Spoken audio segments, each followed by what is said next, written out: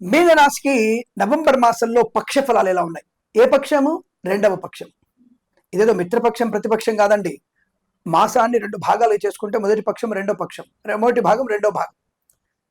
మళ్ళీ మీరు మిత్రపక్షాలు ప్రతిపక్షాలని రాజకీయంలో వెళ్ళకండోయ్. రాజకీయం కూడా చెప్తుంటాను నేను.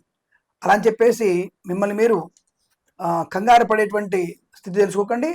గోచార ఫలితాలు 40 to 50% వరకు మాత్రం స్వీకరించండి. గోచార ఫలితాలని 90%, 100% మాత్రమే స్వీకరించే ప్రయత్నం చేస్తే మంచిది.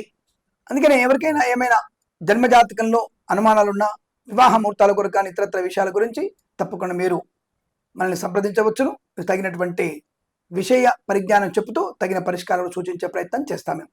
ఇక ఈ మాసంలో రెండవ పక్షంలో ఈ రాశి వారికి ఎటువంటి అనుకూలతలు ఉన్నాయి? ఇందాక చెప్పుకున్న ఒక రాశి వారికి చాలా దర్యాప్తు సంస్థల్లో పనిచేసేవారు ఈ రాశి వాళ్ళు ఎక్కువ మంది ఉంటారు. చాలా జాగ్రత్త పరులు వీళ్ళు.